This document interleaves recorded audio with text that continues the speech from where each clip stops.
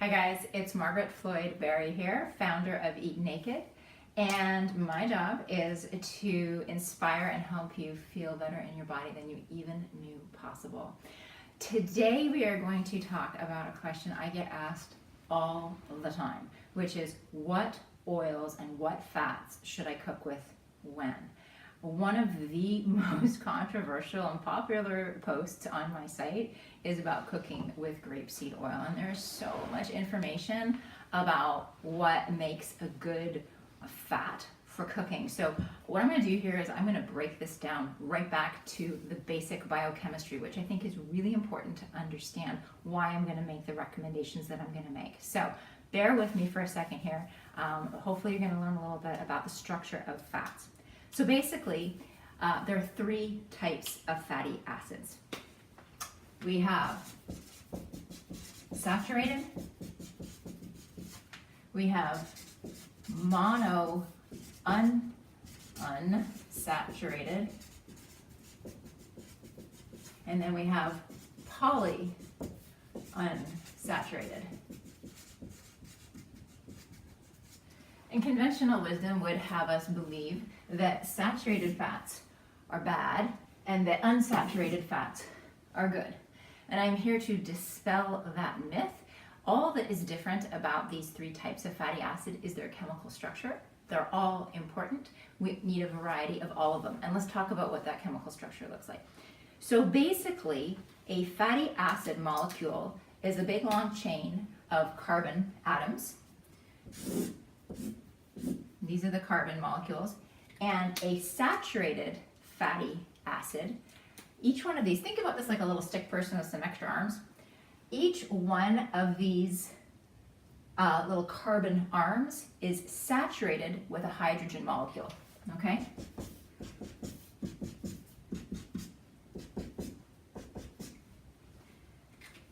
So that's your basic saturated fatty acid. Now, real benefit of saturated fatty acids, we see that it's pretty straight up and down.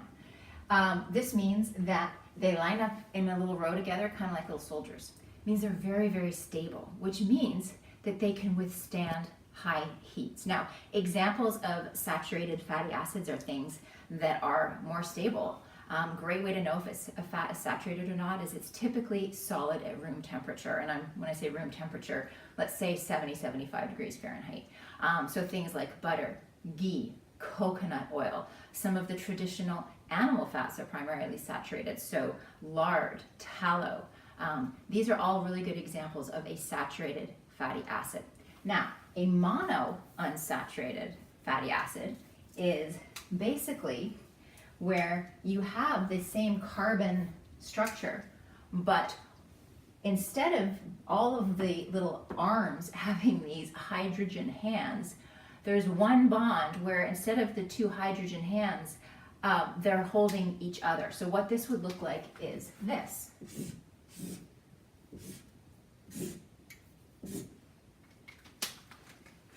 So you have hydrogen, hydrogen, hydrogen, hydrogen, hydrogen, hydrogen. Now here, instead of these two having little hydrogen hands like we saw over here with the saturated fatty acid, these two carbon molecules have attached together. So it's a little bit more squiggly. It's got this little bend in it, which means it's a little less stable. Now the way to know if a fat is primarily monounsaturated is typically if it's liquid at room temperature, but when you put it in the fridge, it goes solid. So good examples of this: olive oil, macadamia nut oil, avocado oil. These are all really good. The olive oil is kind of the classic example. Think about when you make olive oil or a salad dressing based on olive oil at home. It's liquid at room temperature, you pop it in the fridge and then it all congeals. So that's kind of the classic example of an oil that's primarily monounsaturated. So, but these oils are best used either at very low temperatures or to use in sauces and dressings and things that are applied to the food after it has been cooked. Doing something like baking or frying or doing things that use higher temperatures with monounsaturated fatty acids is not typically a good idea because it's less stable. And when something is less stable like this, it means that when it heats up, it tends to go rancid faster. Okay, and that's what we really want to avoid, is rancidification of these fats, because it's when a fat is rancid that it wreaks all kinds of havoc on the body. So now, polyunsaturated is, as you probably guessed, basically this kind of thing, except even more of those. So you'll have, for example,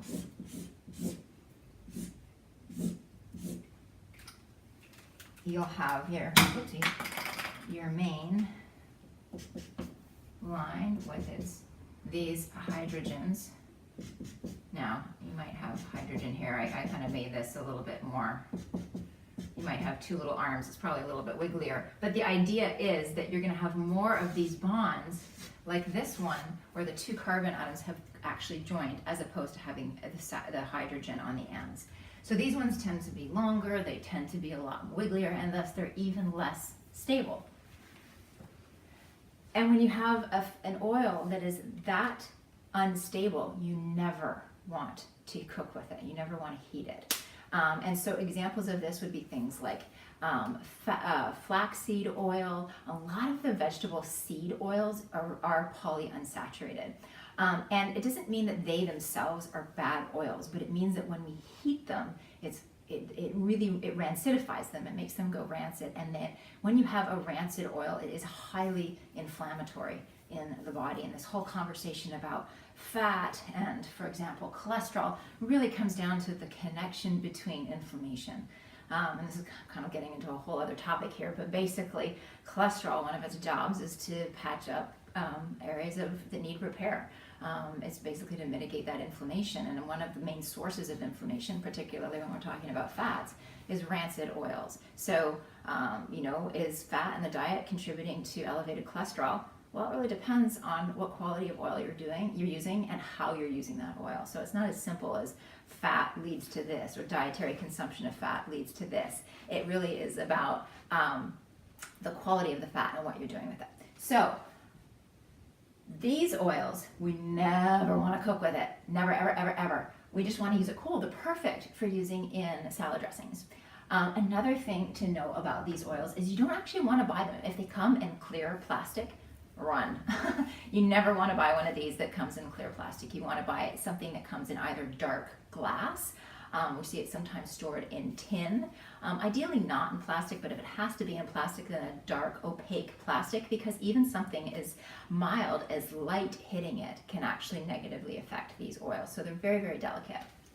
So when the question comes, what fats should I be cooking with? It's not about saturated fats bad, unsaturated fats good. It's about understanding the appropriate fat for what you're using to cook with. So saturated fats, those that are solid at room temperature, those are good for high heats. Let me write this down for you. So this is good for high heat. It's solid at room temperature. And this is the best, really, for cooking. My writing is atrocious. We will come up with some little handout for you guys that summarizes this a little bit more elegantly than this. The monounsaturated is good for very low to moderate heat. Honestly, I say it's really hard to keep things low to moderate heat, so honestly, I would say just don't even cook with it. Use it in sauces, use it in dressings, use it in things that you're going to apply to the food later, or something that's really slow cooked at a low temperature. So this one is liquid at room temperature. And this is best for, I'm going to say, sauces.